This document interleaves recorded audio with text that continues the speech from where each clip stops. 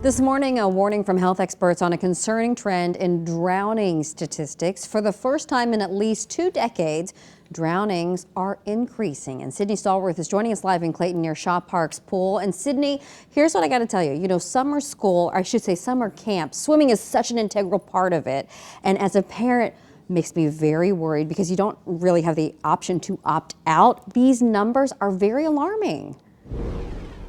Michelle, that's exactly right. You know, I've been reporting on swim safety for years now, but I've got to tell you this morning, the stakes are even higher. It comes as the CDC is reporting that drowning deaths are up about 10% over the past couple of years. People of color and young kids, those are the groups that are facing the highest risk. Now, some good news this morning, a local group does want to teach you how to save a life, and get this, they're doing it absolutely for free. St. Louis's Swim On Foundation is teaching at-home swim lessons. They'll come to your house in order to give you this life-saving information. Now, this is for groups of 8 to 10, and the lessons last an hour and a half. Now, to sign up, we're going to have all that information on our website, KSDK.com, under the TISL tab. And I decided to try my hand at this life-saving skill.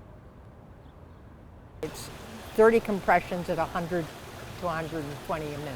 The way you put your hand is different for the adult than for the baby. You find sort of this midpoint.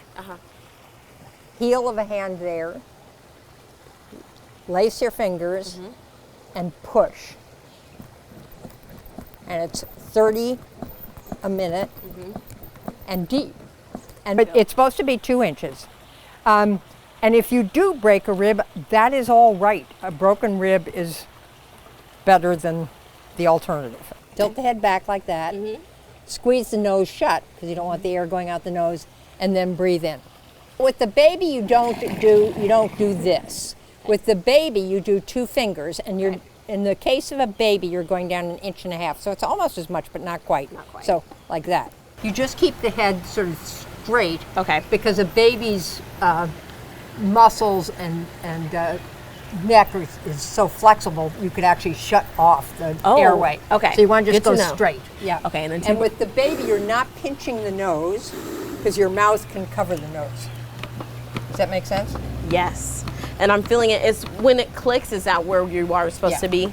If somebody tells you that the breaths aren't necessary, that may be true in the case of a heart attack, but for the drowning victim, those breaths have to happen. Now you're going to learn all that and more with the CPR lessons. For more information on how to sign up, you can go to KSDK.com right now. Just look under the TISL tab. Another really important tip, when you start administering CPR, I know a lot of times in the movies you see people yell out, "Somebody call 911." You don't want to do that. I'm out here with photographer Joe Young, so I would say, for example, Joe, can you please call 911? You want to designate somebody in particular. Now, guys, only about 20% of Americans are actually certified in CPR, so there's a lot of misinformation floating around about it. I asked Lisa about the top 3 CPR myths that she busts with her lessons. That's coming up next in our next half hour. But for now, reporting live in Clayton, I'm Sydney Stallworth, 5 on your side.